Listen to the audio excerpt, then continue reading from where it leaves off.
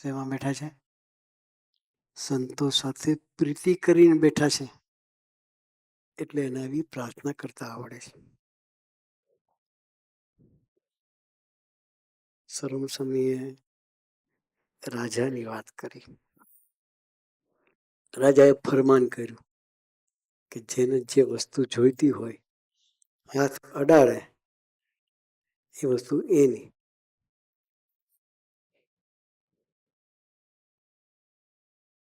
નાનું છોકરું હતું પણ એને રાજાના ગોઠણે હાથ અડાડ્યો તો રાજા એના થઈ ગયા.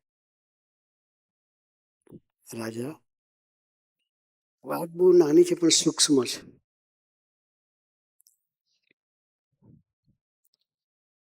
રાજા એના થઈ ગયા તો પછી રાજ બી એનું થઈ ગયું.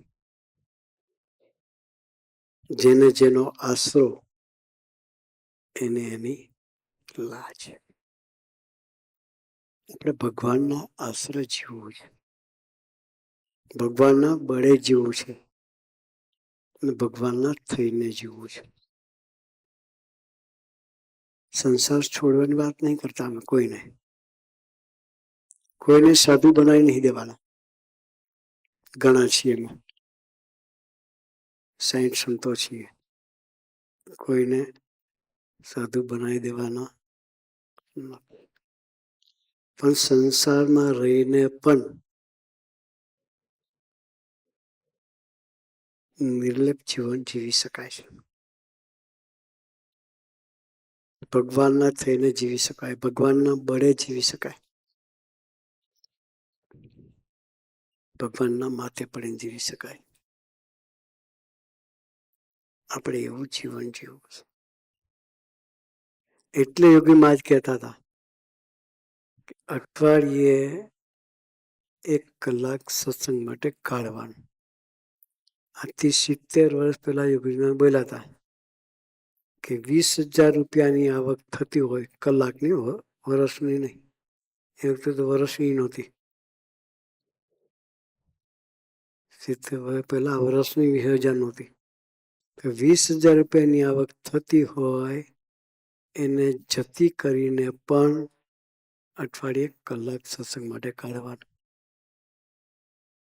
સ્વામીજીના ગુરુ યોગીજી મહારાજ તો વિઝનરી પુરુષ. એથી કંઈક વિશેષ ફાયદો થતો હશે તો બોલ્યા હશે. 20,000 રૂપિયા કલાકના હોય એથી વિશેષ ફાયદો થતો હોય તો આ પુરુષો બોલે. બાકી તો કઈ ઊંધું કાલીને બોલે એવા પુરુષો નથી. આવો સરસનો સત્સંગ મળે છે. એટલે અઠવાડિયે 1 કલાક સત્સંગ એટલે કરવાનું કે આપણી યાત્રા ભગવાન તરફ ચાલે. ભગવાનના થઈને જીવી શકીએ એટલે સત્સંગ કરવાનું. સત્સંગ કરવામાં ખોટ કઈ ખરી? અઠવાડિયાના કલાક કેટલા? 24 કલાકનો દિવસ અને 7 દિવસનું અઠવાડિયું. 24 × 7 168 કલાક થયા. પેલા 168. એમાંથી 1.5 કલાક ગણતરી કરતો કેટલા ટકા થાય? ટકાવારીમાં 1% એ નથી થતો. તમે કદાચ બિઝનેસમેન હો તો ગણતરી કરજો. 1% પૂરો થતો. 1% ખાલી આપણે કરવાનું છે પણ આપણા આત્મા માટે, ભગવાન માટે નહીં. છતાં ભગવાન માની લે કે તમે મારા માટે કહ્યું. આથી મોટી કરુણા કઈ? આથી મોટી કરુણા કઈ? એક જ વસ્તુ રાખવી છે.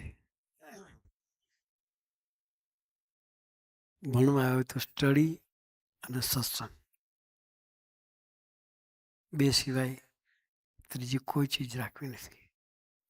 સારા મિત્રોનો સંગ.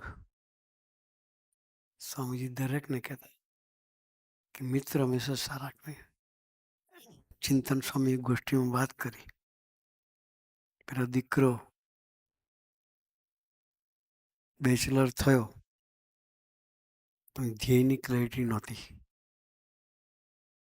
શું કરવું છે, કયા સબ્જેક્ટ થી મારે આગળ ભવિષ્ય મારું ઘડવાનું છે એ ધ્યેયની ક્લેરિટી નહોતી. પણ સંગ સારો હતો તો મિત્રોએ એને ધ્યેય ક્લિયર કરાવ્યું. એને માસ્ટર કરવા માટેની તૈયારી કરાવી. માસ્ટર થયો અને ગોલ્ડ મેડલ થયો. એ જે થયો એનું કારણ સારો સંઘ. સંઘથી જ ગુણાત્મક સાહિત્ય વાતોમાં લખ્યું છે. બીજા પ્રકરણની પહેલી વાત,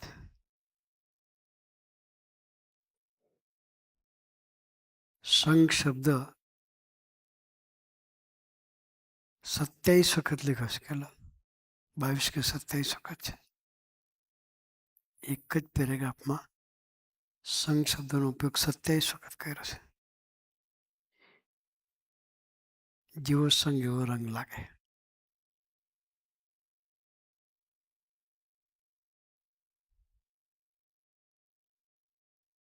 ઉત્તર બીજી વાતમાં લખ્યું છે ગુણાત્મક કે સારાનો સંગ મળે તો 100 જન્મે એકાંતિક થવાનું હોય એ આ જન્મે થાય.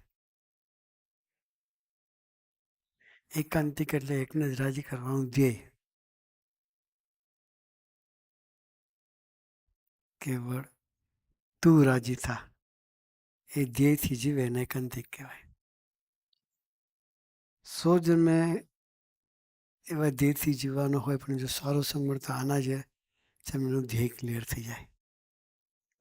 આ જન્મે એકાંતિક થાય એવા લક્ષણ હોય પણ જો ઉત્તરતાનો સંગ મળે તો 100 જન્મ લેવડાવે.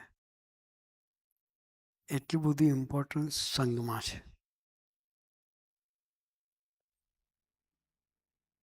ભગવાન સ્વામીની વાતમાં વાત છે. બાપા આવું કશું નહીં કરવાનું નથી, થોડું કરવાનું કહ્યું છે.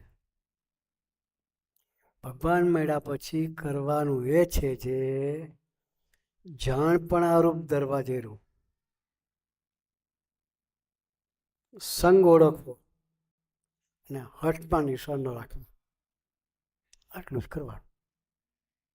તો આપણી યાત્રામાં કોઈ જગ્યાએ રૂકાવટ ના આવે. સંગ, સારો સંગ જોઈએ. દીકરાઓ પોતાના જીવનના પ્રસંગો કહેતા હતા. એમાં મુખ્ય સંગ જ હતો. કાલે આપણે સંવાદ જોયો. એ સંવાદમાં શું હતું? એ પેલા 3 હીરાઓ અંદર અંદર ઝઘડતા હતા.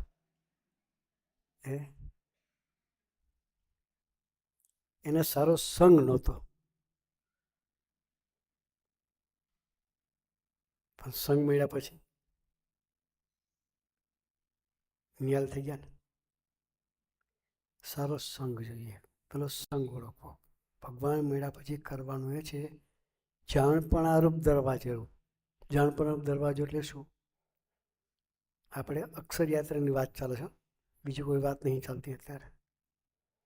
યમપુરીની યાત્રામાંથી અક્ષર યાત્રા કરવા માટેની આ વાત ચાલે છે. જાણપણું એટલે શું? દરેક વ્યક્તિએ સ્ટુડન્ટ હોય કે સાધક હોય બધાએ જાણપણ જીવવું પડે. શું કરવા આવ્યા છે ને શું કરી રહ્યા છીએ એની જાગૃતતાથી જીવે એનું જાણપણ રહ્યા કહેવાય. આપણે શું કરવા આવ્યા છીએ ને શું કરી રહ્યા છીએ એની જાગૃતતા નિરંતર રહે એનું જાણપણ જીવા કહેવાય. દરવાજા 4 બાજુ છે પણ જાણપણ દરવાજા નથી. એ દરવાજાની વાત નથી કરી. નિરંતર જાગૃત રહેવાની વાત છે. તો આપણે શું કરવાયા છે? છેલ્લો જન્મ કરવાયા છે. શું કરવાયા છે? છેલ્લો જન્મ કરવાયા છે. ફરી આ લોકમાં આવવા જેવું નથી. બધું જોઈ લીધું ને બધું ભોગવી લીધું છે. કરોડો જન્મોથી રખડીએ છીએ. પણ પૂર્ણાહુતિ થઈ, ચક્રાવાની પૂર્ણાહુતિ થઈ નથી. એની પૂર્ણાહુતિ કરવી, છેલ્લો જન્મ કરવો છે. તો છેલ્લો જન્મ કરવામાં આડું શું આવે?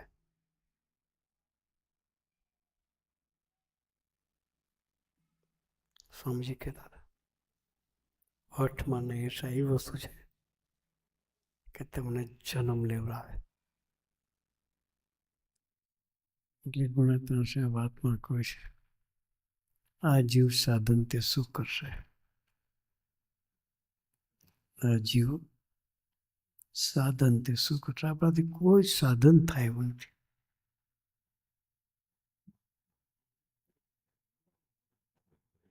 નથી તપસ્યા થઈ શકે એવી, નથી યજ્ઞ થઈ શકે એવું. પેલા જન્મમાં યજ્ઞો કરતા હતા, એ થઈ શકે એવું નથી. ભજન કરવાનું કહીએ, સભામાં આવવાનું કહીએ, સમજી બહુ બીજી છું કે શું કે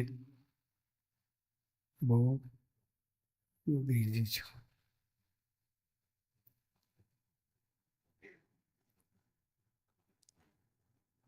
જીવનો સ્વભાવ એવો છે, એમાં ટાઈમ ના નીકળે. ભગવાનના માર્ગે ચાલવામાં ટાઈમ નીકળે. રોગ ટાળવો હોય તો દવાખાને જવું પડે. એ વગર રોગ ટળે નહીં. જીવને એક રોગ નથી હો, જીવને અનંત રોગ વળગ્યા છે. એ બધા રોગની પૂર્ણાહુતિ કરવી હોય તો દવાખાને જવું પડે. શું કરવું પડે? દવાખાને. બધા રોગની પૂર્ણાહુતિ થાય એવું દવાખાનું કોઈ જગ્યાએ મળે? જે રોગ હોય એના સ્પેશિયલિસ્ટ પાસે જઈએ તો એ રોગ જાય. બાકી બ્રેનનો સ્ટ્રોક આવ્યો હોય ને ડેન્ટિસ્ટ પાસે જાઓ તો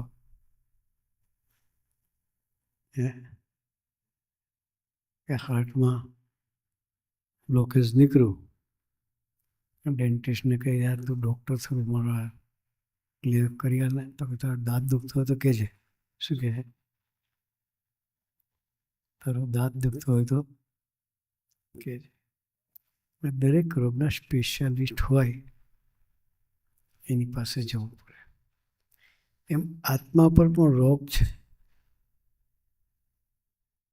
એ રોગના કોઈ ડૉક્ટર ધરતી પર નથી. એની એક જ દવાખાનું છે, ભગવાન તરફની યાત્રા. એ સિવાય કોઈ ડૉક્ટર તમારો જન્મ છેલ્લો કરેવા નથી. અમારા સંતોની ગરજ છે.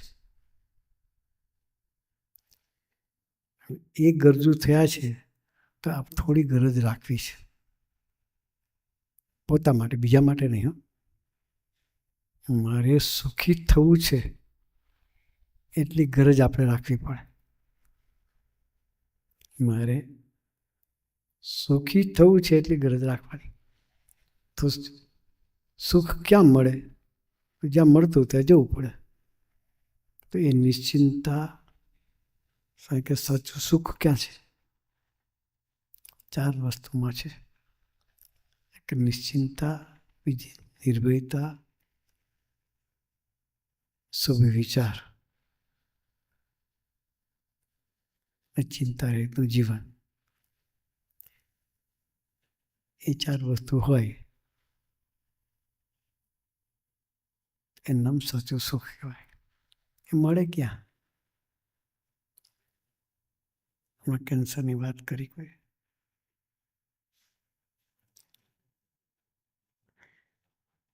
કેન્સર હોય છતાં નિશ્ચિંતાથી ઊંઘ આવે?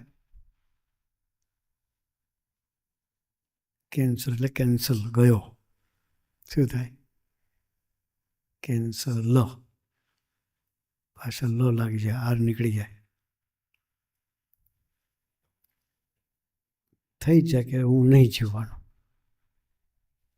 એવી પરિસ્થિતિમાં પણ નિશ્ચિંતાથી જીવન જીવડાવે એ સત્સંગ છે. આપણે ફાવી ગયા છીએ કે આવી કસોટી આપણને નથી રહી. પહેલાના જમાનામાં ગુરુઓ કસોટી કરતા હતા. અત્યારે સ્વામીજી આપણને એવી કસોટીમાંથી ક્યારેય પસાર નથી કર્યા.